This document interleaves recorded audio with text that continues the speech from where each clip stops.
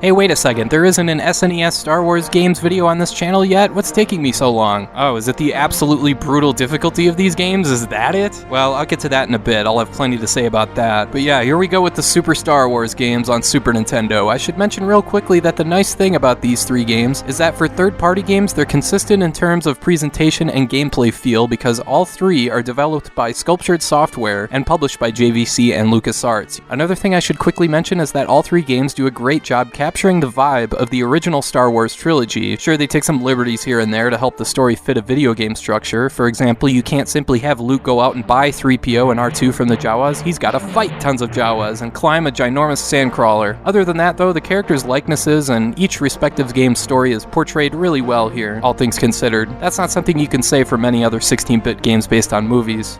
So let's start with the first game, Super Star Wars, released in 1992, and right away we're met with the most polarizing aspect of all three of these games, the difficulty. There's no other way to put it, these games are freaking hard, any way you slice it. There's several reasons Super Star Wars in particular is so difficult. One is the enemy respawn rate. These things jump out at you seemingly by the dozen, and they're all much faster than Luke is capable of reacting. This imbalance between Luke and the enemies is incredibly frustrating. Sure, Luke can fire in 7 directions, but what's really strange about the first level in particular is all these odd angles you have to deal with. Look at this, you can't just fire across, you have to get up close and then fire at a downward angle. It's awkward. If Luke could fire down while in midair, that would help mitigate the awkwardness, but since we can't do that, the best advice I can give someone trying to deal with this game's difficulty is to go about it slowly. I know this is a run and gun game, but really if you want to get any good at this game, you have to treat it like a walk and run game for a bit. Scroll the screen just a little bit at a time, take out what comes at you, and don't bother looking backward. But yeah, the angles here are so weird and unlike any other run and gun games. Even the next level inside the sandcrawler has this bizarre layout where you're just jumping around in any which direction. Later in the game, the layout is a little more streamlined and player friendly, but I think it was a mistake making the first section of the game so odd, creating such weird shooting angles.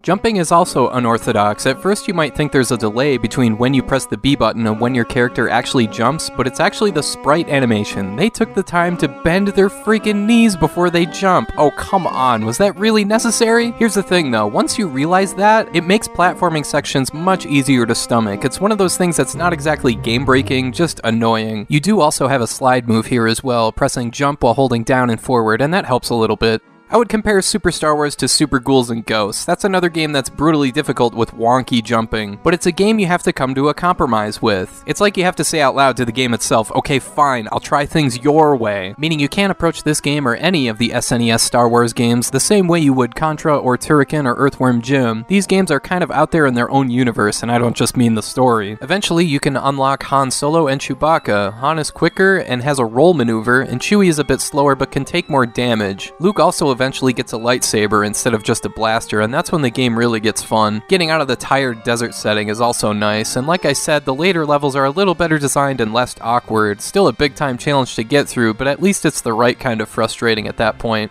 The fact remains though, Super Star Wars gets off to such a rough start. The first stage has the shooting angle problems I talked about, but later there's the Mode 7 land speeder stages, and those are kind of a downer. I mean, what the hell am I even doing? Where am I going? You're supposed to just kind of aimlessly shoot Jawas until the game finally tells you to head toward the sandcrawler in the background. The X-Wing level at the very end of the game has the same sort of idea, and that's pretty cool, but not everyone is going to be able to get that far to experience that. And sadly, there's no password system or battery save in this one, but there is a stage select code if you want to look it up on GameFAQs, but even then, good freaking luck, that level is hard as hell. Super Star Wars is easy to dismiss because it's such a tough game, but like I said, if you're able to get past the first 2 annoying level layouts and get out of the sandcrawler and eventually unlock Han and Chewbacca, this game is a lot more fun. I'm just saying it's easy to quit on this one right away. Those blind jumps in the sandcrawler stage are ridiculous, but there's some good stuff here. You just gotta put in the work to get it, and to do that, you gotta play this game by its rules.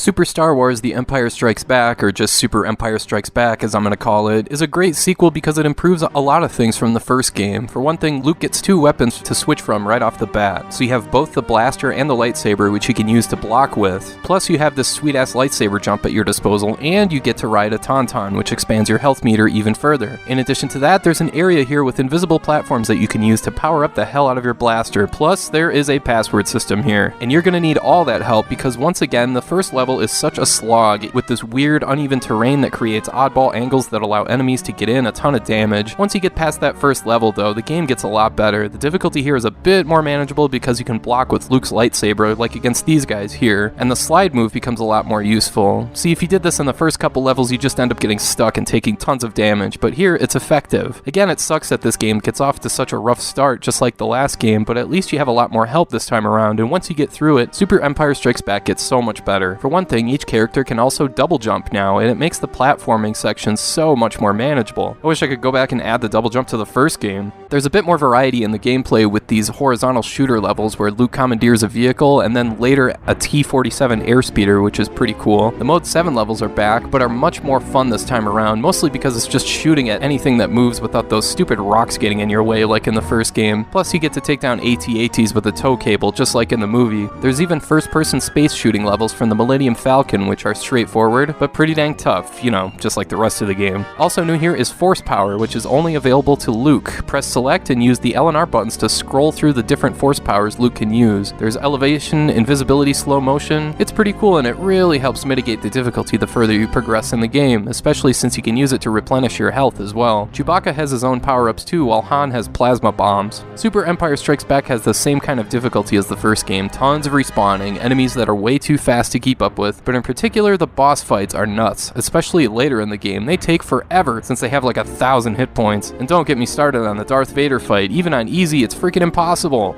So yeah, like I said earlier, Super Empire Strikes Back is a great sequel because it fixes certain flaws from the previous game and adds a ton of great qualities like the shoot 'em up stages and the force power-ups. I also think this movie in particular just kind of lends itself better to a video game structure, if that makes sense. But yeah, despite the difficulty, the endless boss fights, and the continued presence of that awkward jump animation, Super Empire Strikes Back is well worth checking out. But it might not be as good as its follow-up, Super Star Wars Return of the Jedi, or Super Return of the Jedi. First and foremost, this game looks spectacular. It's one of the best looking SNES games, period. The lighting effects look awesome, especially when you fight the Rancor. It really gives off a creepy, claustrophobic atmosphere. Once again, however, just like the other two games, this one gets off to a bad start, where right away you're piloting a vehicle, avoiding rocks, and jumping over this giant void. This really isn't that bad because it's not very long, it's just weird more than anything else. After that, you get to choose from 3 characters right away: Luke, Chewbacca, and Leia, dressed as the bounty hunter. How cool is that? Later on, you can play as Slave Leia and whip the crap out of enemies. That is badass. And further down the line, you play as Wicket the Ewok. The power-up layout is very similar to Super Empire Strikes Back. It's a separate meter you can see in the upper right. Chewie and Leia have spin attacks, and Luke has his powerful force attacks where you can freeze enemies, turn invisible, or replenish your health, among other things. It's pretty cool. The platforming levels here don't appear to be as brutally difficult as in previous games. I actually felt like I could beat this game, for one thing. One thing that stands out to me in that regard is the level design and the use of the double jump. They did a really nice job here balancing the range of your second jump with the platforming layout. This is still a really tough platformer with some tricky jumps, but it actually feels doable this time around. One irritating thing though is that anytime your character takes damage, they make this grunting sound. It really gets old. They went a little bonkers with the gameplay variety too. In addition to controlling the land speeder, there's also a gallery shooter stage where you can shoot stuff with the Millennium Falcon. That's a pretty fun one. But then there's the speeder bike stages, and yeah, I know I said this game looks great, but this is the exception here. This looks downright ugly. The final 2 stages are in a first-person perspective where you've just blown up the Death Star and you're escaping the blast from the core. Not only does this look weird, but it is really tough and really frustrating. Again, thankfully there is a password system here though.